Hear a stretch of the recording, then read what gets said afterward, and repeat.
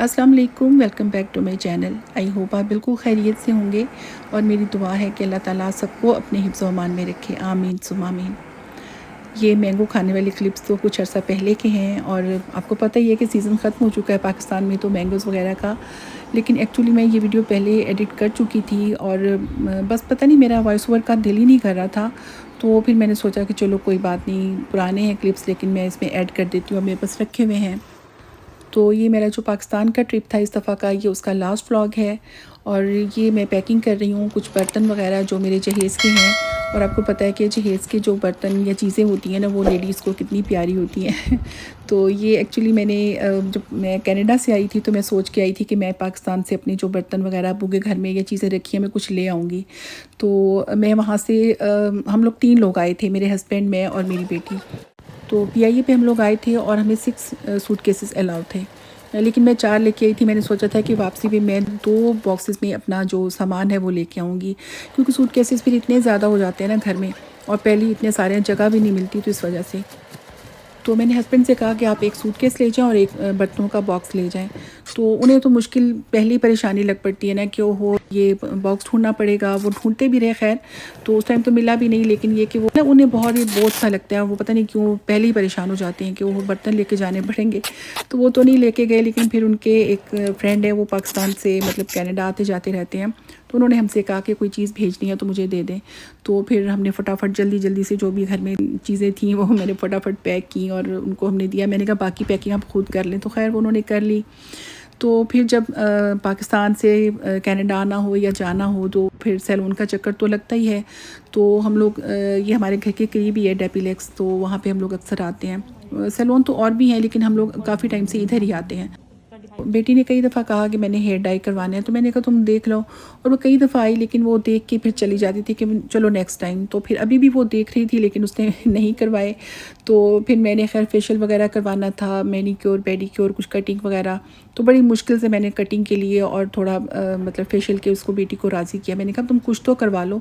तो बस उसका इतना कोई ख़ास मूड बनता ही नहीं है। कनाडा में भी मतलब इतना ज़बरदस्ती लेके जाना पड़ता है।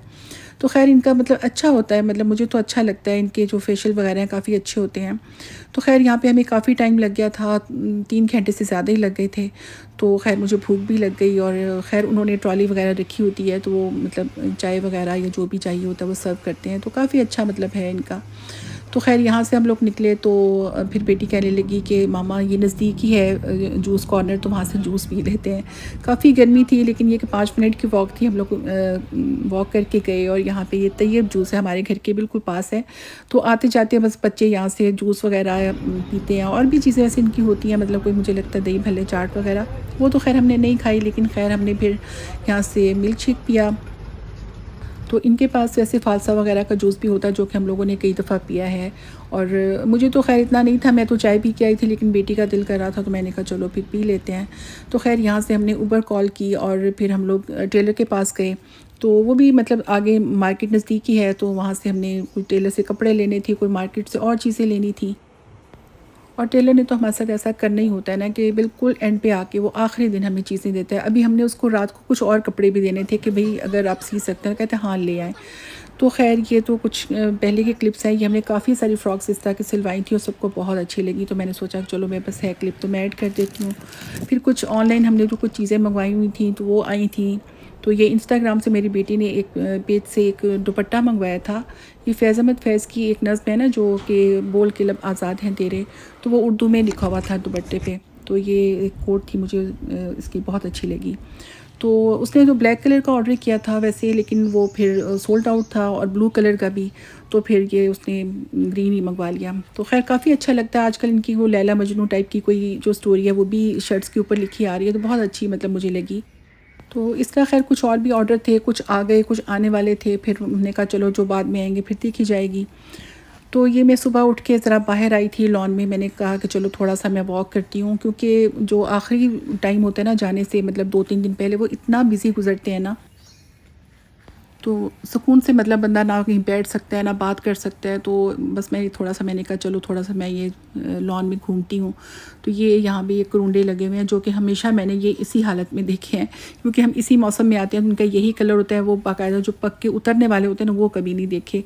थोड़ा बहुत खाए हैं इनका मुरब्बा वगैरह। तो ये हमारा मोतिया या चमेली के फूल हैं जो कि हमेशा से हमारे घर में लगे होते थे और मेरी अम्मी अपने कानों में डाला करती थी। तो अब तो ख़ैर ये बिल्कुल छोटा सा एक पौधा रह गया है बिल्कुल, और इनकी रात को बहुत ज़्यादा अच्छी खुशबू आती है। तो ख़ैर सुबह-सुबह मुझे अच्छा लग रहा था यहाँ पे घूमना, और चिड़ियों की जो आवाज़ें मुझे बहुत अच्छी लगती हैं।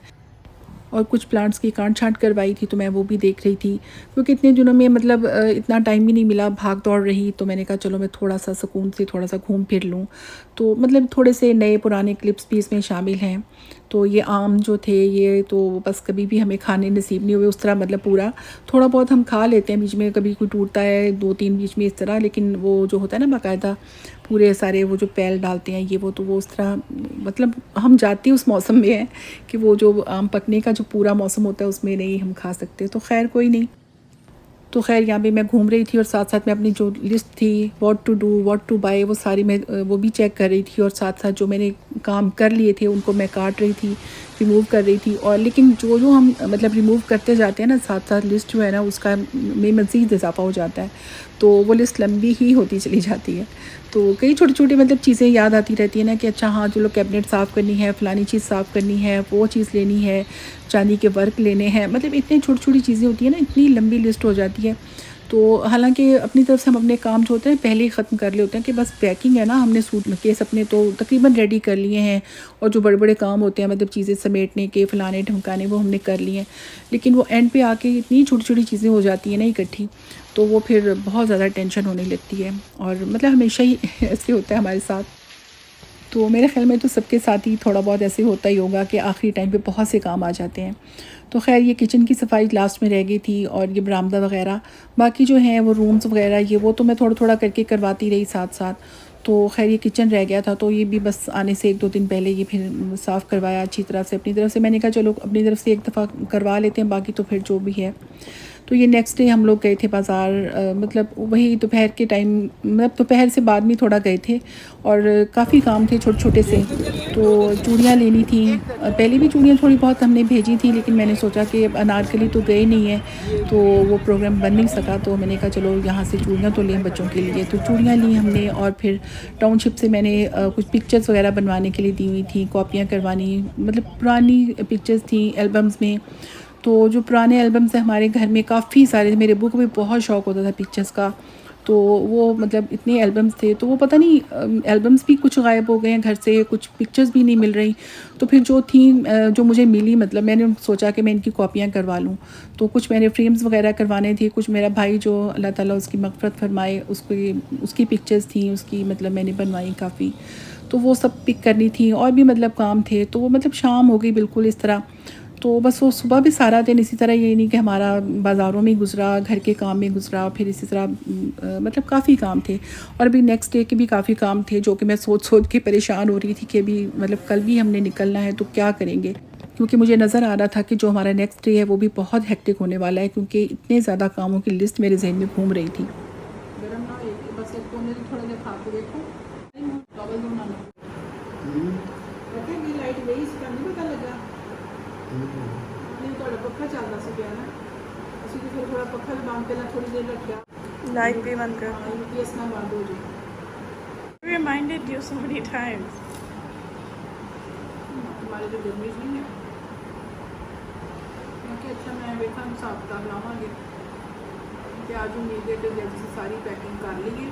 छोटा डब्बा में वो भी इसी पैक करने की कोशिश कर रहे हैं। मैंने कहते जी चीज़ा दर्जी में ला देते हैं, कपड़े कुछ थोड़े देने मिले तो थोड़े बहुत साढ़े धोन धान वाले थे। मैं फिर इसकी वो हिसाब लाने हैं कि जी शायद सी फिर छड़ के जा सकी है, ताकि किसी आते जाने के हाथ इसकी भेज दीजिए। ये ठीक है, बस ਤੁਹਾਡੀ ਹੁਣ ਕੱਲ੍ਹ ਨੂੰ ਨਾ ਵੀਕਨੈਸ फील ਹੁੰਦੀ है।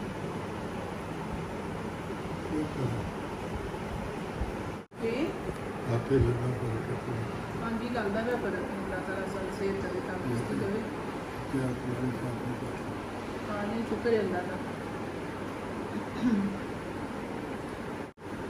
वैसे डॉक्टर ने कदों मिलना तुसी? कदों मिलना डॉक्टर ਨੂੰ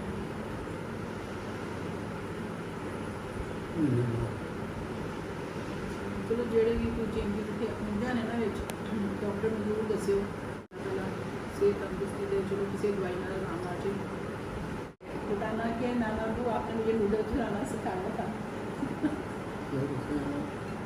नूडल्स बनाना अच्छा कि जो छोटी थी ना कितने किसी पता नहीं कितने साल कितने बाजार में होने हैं या किस तरह आमना छोटी थी दोनों लाइक छोटी थी आई गेस वो कह रही थी कि आप आमना बाजी को आप ही को बाहर लेके गए थे नूडल्स ख़रीदने और फिर वापस घर आके आपने उनको सिखाया कैसे नूडल बनाते हैं सिलाई के बाहर की नूडल्स फिर खरीद के देती हैं फिर उन्होंने सिखाया कि किस तरह नूडल्स बनते हैं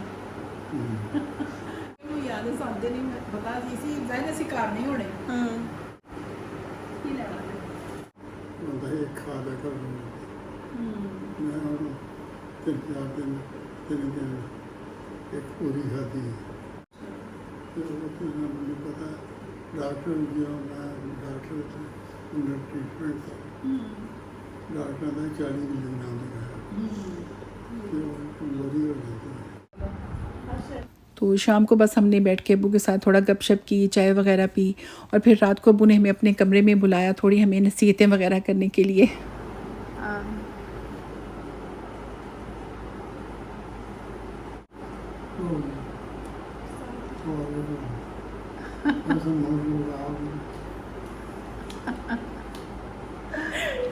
नसीहत करो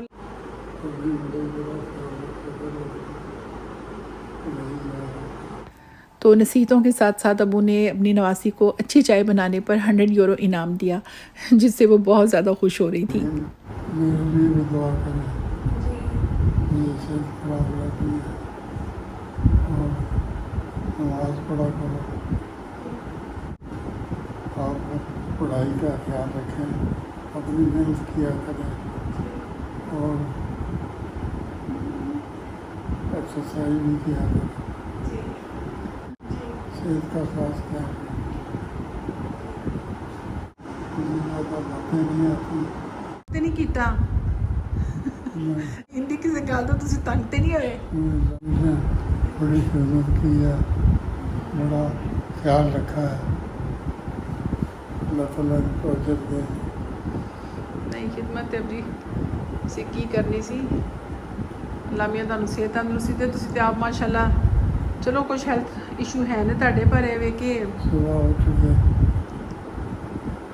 4 बजे चाय देती है अब चाय अच्छी पकाती है बहुत अच्छी पकानी आ गई है ਹਾਂ ਚਲੋ ਪ੍ਰੈਕਟਿਸ ਹੋ ਗਈ ਦੀ माशाल्लाह बड़ी एक्टिव है जी बस दुआ करो अल्लाह मेरी दी किस्मत अच्छी करे अल्लाह ताला सारा काम ठीक करे आमीन आमीन इंशाल्लाह अल्लाह मियां खैर रखे आवांगे ਅਸੀਂ ਦੁਬਾਰਾ ਤੇ ਅੱਲਾਹ ਤਾਲਾ ਖੈਰ ਰੱਖੇ ਅੱਲਾਹ ਮਿयां ਤੁਹਾਨੂੰ ਵੀ ਸਿਹਤ ਤੰਦਰੁਸਤੀ ਦੇਵੇ ਤੇ ਇੱਥੇ ਵੀ ਖੈਰੀਅਤ ਰੱਖੇ ਉੱਥੇ ਵੀ ਖੈਰੀਅਤ ਰੱਖੇ कोई ना कोई तो चक्कर असी लावांगे ही तो खैर अबू के साथ हमारा टाइम बहुत अच्छा गुजरा यहाँ पाकिस्तान में और ये मेरे पास जो क्लिप्स थे मैंने सोचा कि मैं इसमें अपनी वीडियो में ज़रूर शामिल करूँगी तो खैर जो पाकिस्तान में हमारा लास्ट डे था वो तकरीबन 8:30 बजे स्टार्ट हुआ था मामू आ गए थे सुबह सुबह और काफ़ी काम थे हम लोगों को तो इस वजह से फिर मामू कहने लगे मैं सुबह ही आ जाऊँगा जल्दी जल्दी तो एक्चुअली हमें सबसे पहले तो हमें जाना था अपने भाई की आखिरी आरामगाह पे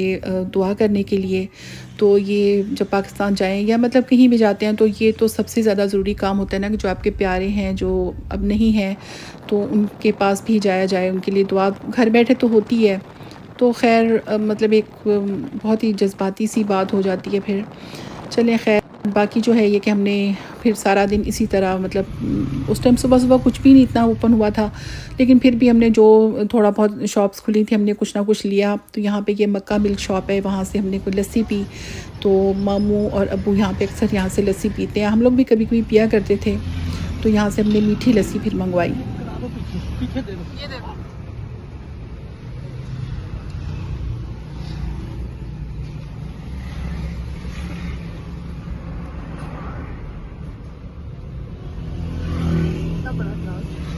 मक्खन ते या मलाई ते किसी शय ते फिर खाना वो खुशबू बड़ी होंगी है ना तो तो खैर हमने 2 गिलास ही मंगवाए थे, मामू ने अपने लिए 1 मंगवाया और मैंने और बेटी ने तो हाफ़ पिया। मैंने कहा अब ट्रैवल करना है तो बंदा थोड़ा परहेज़ ही कर ले।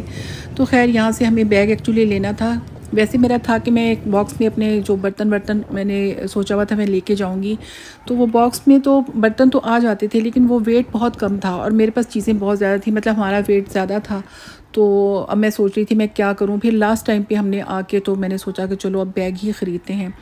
तो ये जो आखिरी टाइम का जो खलारा है ना, ये वो पड़ा हुआ है, जो टेलर से कपड़े आए, बाकी चीज़ें सब कुछ, तो ये सब कुछ थोड़े से क्लिप्स थे।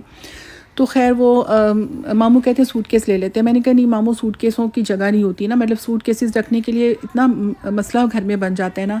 तो मैंने कहा बैग मुझे वो चाहिए जो लेयर्स वाला होता है ना, जिसमें जिप्स होती हैं डिफरेंट लेयर में, वो छोटा हो जाता है तो उसको बंदा पैक करके ही रख देता है। तो वो हम उसी शॉप से मामू लेते हैं हमेशा से, और जितने भी रिलेटिव्स हैं जो मुल्क से बाहर हैं, बहुत रिलेटिव्स हैं, तो सबको मामू लेके देते हैं और बारगेनिंग भी बहुत अच्छी कर लेते हैं।